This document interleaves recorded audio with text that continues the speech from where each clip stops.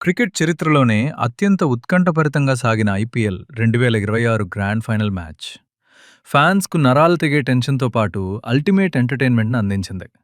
అహ్మదాబాద్లోని ప్రపంచంలోనే అతిపెద్ద స్టేడియం అయిన నరేంద్ర మోదీ స్టేడియంలో defending champions royal challengers Bengaluru మరియు గుజరాత్ టైటాన్స్ మధ్య జరిగిన ఈ మహా సంగ్రామం one of the greatest IPL final మ్యాచ్గా నిలిచిపోతుంది. హోమ్ గ్రౌండ్లో లక్షలాది మంది గుజరాత్ ఫ్యాన్స్ సపోర్ట్ మధ్య టైటాన్స్ ఇచ్చిన గట్టి పోటీని తట్టుకుని ఒంటి చేత్తో మ్యాచ్ని గెలిపించి royal challengers Bengaluru back to back రెండోసారి ఐపీఎల్ ట్రోఫీని ముద్దాడి సరికొత్త చరిత్ర సృష్టించింది.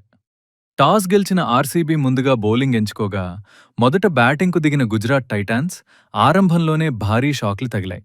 ఆర్సీబీ పేసర్లు ఖచ్చితమైన లైన్ అండ్ లెంత్తో బౌలింగ్ చేయడంతో టాప్ ఆర్డర్ త్వరగానే పవిలియన్ చేరింది. అయితే మిడిల్ ఓవర్లలో వాషింగ్టన్ సుందర్ అద్భుతమైన పోరాట పటిమను కనబరిచాడు. ఒత్తిడిలోనూ నిలకడగా ఆడుతూ పవర్ఫుల్ హాఫ్ సెంచరీతో చెలరేగడంతో గుజరాత్ టైటాన్స్ కోలుకుని నిర్ణీత 20 ఓవర్లలో 8 వికెట్ల నష్టానికి 155 రన్స్ చేయగలిగింది. ఆర్సీబీ బౌలర్లలో రసిక్ సలాం కేవలం 27 రన్స్ ఇచ్చి 3 వికెట్లతో గుజరాత్ రన్ రేట్ను బాగా కట్టడి చేసి కీలక పాత్ర పోషించాడు. ఆ తర్వాత 156 రన్స్ టార్గెట్తో చేజింగ్కు దిగిన ఆర్సీబీకి కింగ్ విరాట్ కోహ్లీ తన కెరీర్లోనే వన్ ఆఫ్ ద బెస్ట్ ఇన్నింగ్స్తో కొండంత అండగా నిలిచాడు. గుజరాత్ బౌలర్లు రషీద్ ఖాన్, కాగిసో రబాడా వికెట్లు తీస్తూ ప్రెజర్ క్రియేట్ చేస్తున్న కోహ్లీ అస్సలు తగ్గకుండా క్లాస్ మరియు మాస్ షాట్లతో స్టేడియాన్ని హోరెత్తించాడు. కేవలం 42 బాల్స్లోనే 75 రన్స్తో అల్టిమేట్ నాక్ ఆడి మ్యాచ్ను పూర్తిగా ఆర్సీబీ వైపు తిప్పేశాడు.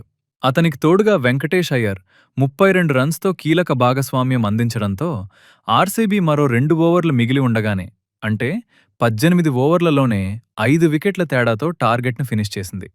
లీగ్ స్టేజ్ ప్రారంభం నుండి ఫైనల్ దాకా ప్రతి మ్యాచ్లోనూ డామినేట్ చేసిన ఆర్సీబీ ఈ బ్యాక్ టు బ్యాక్ టైటిల్ విక్టరీతో ఈసాల కప్ నమ్దే కాదు, ఆసాల కప్ కూడా నమ్దే అని ప్రూవ్ చేసింది.